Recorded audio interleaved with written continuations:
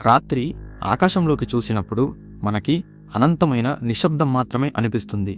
Billions of stars, millions of galaxies ఉన్న ఈ యూనివర్స్లో మనం ఏళ్ల తరబడి హలో ఎవరైనా ఉన్నారా అని స్పేస్తో మాట్లాడటానికి ట్రై చేస్తున్నాం. కానీ స్పేస్ నుంచి మనకి ఎప్పుడూ ఎలాంటి రిప్లై రాలేదు. ఒకవేళ ఏదైనా రిప్లై వచ్చిందా? What if I tell you 1977లోనే డీప్ స్పేస్ నుంచి ఎవరో లేదా ఏదో ఒక అడ్వాన్స్డ్ ఏలియన్ సివిలైజేషన్ మనకి ఒక మెసేజ్ పంపింది అని. అది జస్ట్ ఒక ర్యాండమ్ సిగ్నల్ కాదు, చాలా క్లియర్గా ఎగ్జాక్ట్గా మనం వినగలిగే ఫ్రీక్వెన్సీలో వచ్చిన ఒక పవర్ఫుల్ రేడియో సిగ్నల్. ఆ సిగ్నల్ని చూసి షాక్ అయిన సైంటిస్ట్ వెంటనే పేపర్ మీద రెడ్ పెన్తో వావ్ అని రాశాడు. అసలు ఆ సిగ్నల్ ఎక్కడి నుంచి వచ్చింది? ఆ సిగ్నల్లో ఉన్న సీక్రెట్ కోడ్ 6EQUJ5కి అర్థమేంటి? అసలు ఏలియన్స్ నిజంగా మనతో మాట్లాడటానికి ట్రై చేశారా? హిస్టరీలోనే the most mysterious space puzzle the wow signal గురించి ఇవాళ డీప్గా తెలుసుకుందాం. ఆగస్ట్ 15, 1977 స్పేస్ నుంచి వచ్చే సిగ్నల్స్ని వినడానికి నాసా మరియు సైంటిస్టులు జనరల్గా ఆప్టికల్ టెలిస్కోప్స్ని యూజ్ చేయరు.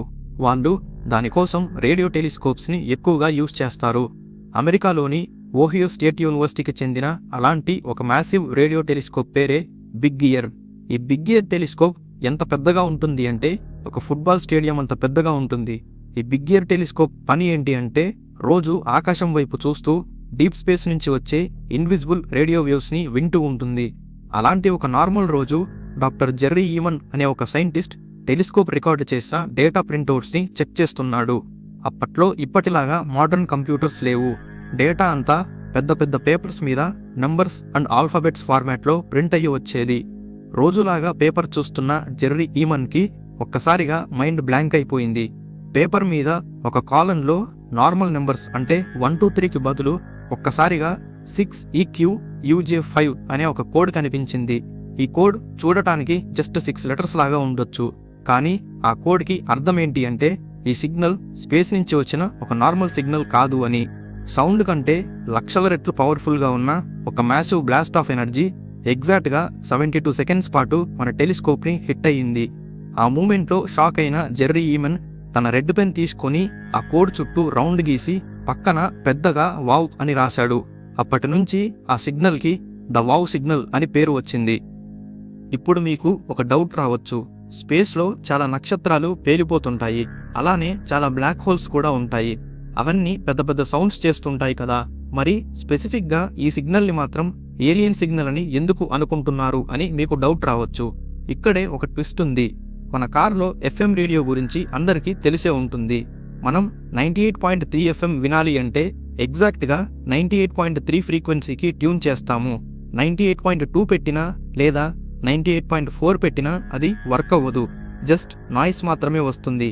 సేమ్ అలానే మన సైంటిస్టులు కూడా ఏలియన్స్ని వెతకడానికి ఒక స్పెసిఫిక్ ఫ్రీక్వెన్సీని ఫిక్స్ చేశారు. దాన్నే హైడ్రోజన్ లైన్ ఫ్రీక్వెన్సీ లేదా 1420 మెగాహెర్ట్జ్ ఫ్రీక్వెన్సీ అని అంటారు. స్పెసిఫిక్గా ఈ ఫ్రీక్వెన్సీనే ఎందుకు పెట్టారు అంటే దీనికి ఒక రీజన్ ఉంది. మన యూనివర్స్ మొత్తంలో ఎక్కువ ఉండే ఎలిమెంట్ హైడ్రోజన్. ఒకవేళ నిజంగా ఎక్కడైనా అడ్వాన్స్డ్ ఏలియన్స్ ఉంటే వాళ్ళు ఖచ్చితంగా యూనివర్స్ మొత్తం ఉన్న ఈ కామన్ ఫ్రీక్వెన్సీ అంటే 1420 మెగాహెర్ట్జ్ ఫ్రీక్వెన్సీలోనే కమ్యూనికేట్ అవుతారు అని మన సైంటిస్ట్స్ బలంగా నమ్ముతారు. ఇది యూనివర్స్కి ఒక యూనివర్సల్ మీటింగ్ పాయింట్ లాంటిది. ఇక్కడ ట్విస్ట్ ఏంటి అంటే జెర్రీ ఈమన్కి దొరికిన ఆ వావ్ సిగ్నల్ ఎగ్జాక్ట్గా అదే 1420 మెగాహెర్ట్జ్ ఫ్రీక్వెన్సీలోనే వచ్చింది. ప్రపంచంలో ఉన్న ఏ న్యాచురల్ స్టార్ లేదా బ్లాక్ హోల్ ఇంత ఎగ్జాక్ట్గా ఇంత షార్ప్గా ఒకే ఫ్రీక్వెన్సీలో సిగ్నల్ని పంపలేవు. ఇది పక్కా ఆర్టిఫిషియల్, అంటే ఎవరో లేదా ఏదో ఒకటి పర్పస్ఫుల్గా ఆ ఫ్రీక్వెన్సీని ట్యూన్ చేసి మనకి మెసేజ్ పంపింది. ఈ విషయం తెలిసిన వెంటనే ప్రపంచంలో ఉన్న సైంటిస్ట్స్ అంతా అలర్ట్ అయ్యారు. ఇంకా ఏలియన్స్ మనకి దొరికేశారు అని అనుకున్నారు.